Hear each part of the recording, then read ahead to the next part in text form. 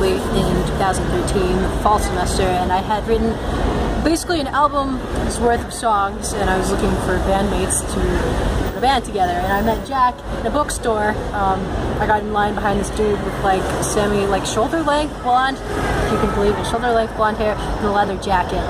And I was like, oh, he looks like he might be cool. So, long story short, I was wearing a Nightwish shirt. Def Leppard was playing on the fucking radio, and it was a beautiful moment. Yes. Def Leppard was playing. That sounds like a lot of people's how a lot of people's stories begin, huh? Oh yeah, for sure. I smelled your metal too. Yes. So I actually was about halfway through my Berkeley time when we met. Oh, I see. But he got in. I mean, he was younger than me.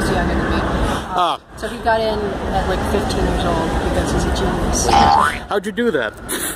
Well, it was kind of, ever since I was a little guy, I knew that I wanted to go to Berkeley, and I was very determined to do whatever it took to get me there. So just through a combination of homeschooling and various other things that my beautiful mother came up with, I got in early and was able to audition, and they let me in, thank God. And I'm done now. So.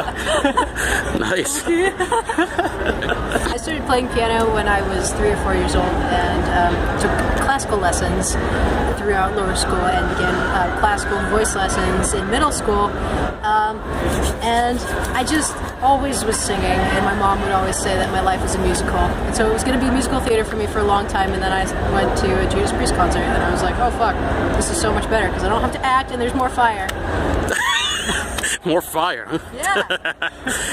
I was singing like hair metal at that point, but that was the turning point to the metal. Actually, I started out as a classical violist, or I guess school-trained violist. In my elementary school, it was required that everybody play an instrument, and one of your classes was orchestra or band or whatever you want to call it. So I played viola for a good 3-4 years in my early career. I ended up playing with the high school youth orchestra when I was in middle school. And then I eventually picked up the guitar around 2011, seriously, because I saw Michelangelo Badio in my hometown, and it was really cool because it was a very small clinic compared to what he normally does, really close up, and I was just like, I want to do that, I want to play that fast, and that's kind of how I got started. And shredding. now you do. Now I do, yeah.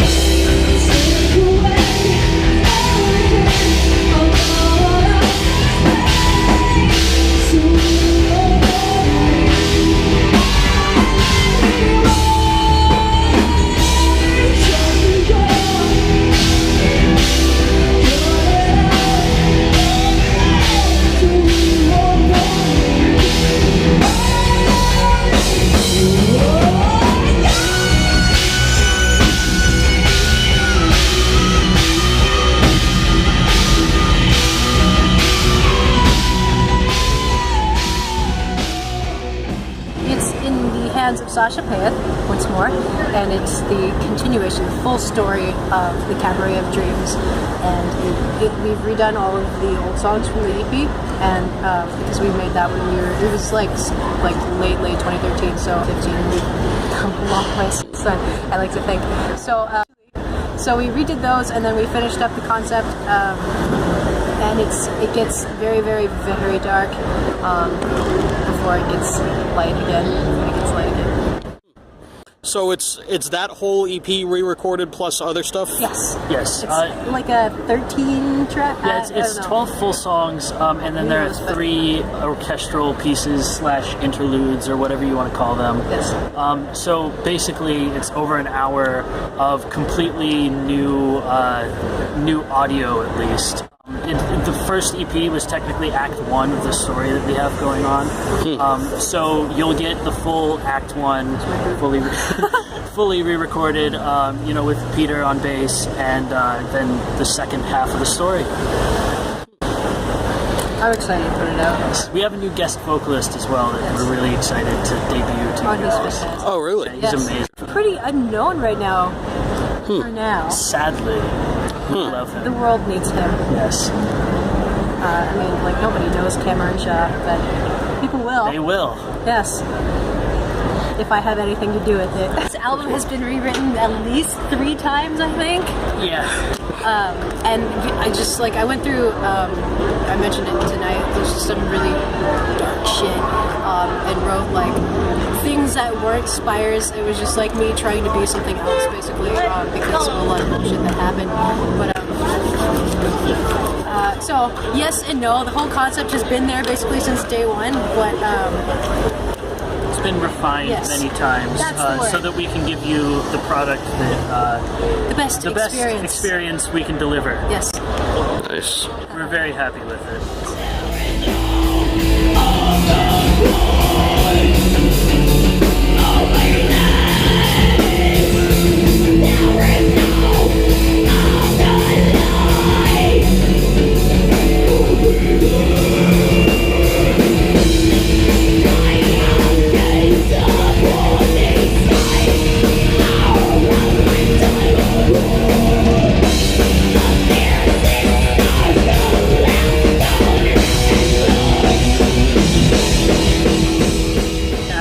Definitely. Go ahead.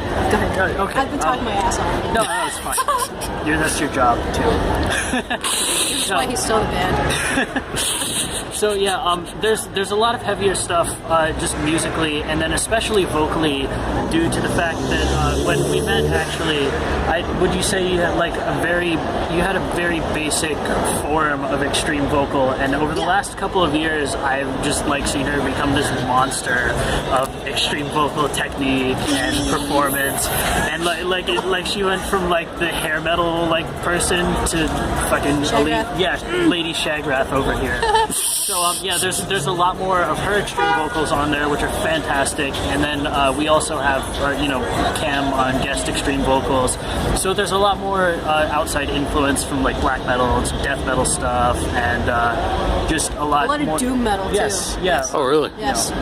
Yeah, we're big fans like of that. we obviously David Morgan and Flesh God Apocalypse and all those guys. I had a big Karak Angren phase, and we're opening for them. Yes. Yeah. Thanks to you, I had a big Karak Angren phase. A big what? Karak. Yeah, Karak Angren. They are a very spooky symphonic black metal band. Spoopy. Oh, nice. A spooky symphonic black metal band. They have this album called Death Came Through a Phantom Ship that is another concept record that we love. Black metal pirates. Binge listen heavily. So yes, you can't expect more extreme stuff, but we'll absolutely never let go of the melodies and hooks because we love that shit. Yeah, if anything, we're adding that influence in, and we're not taking anything out for any reason other than we want to ever.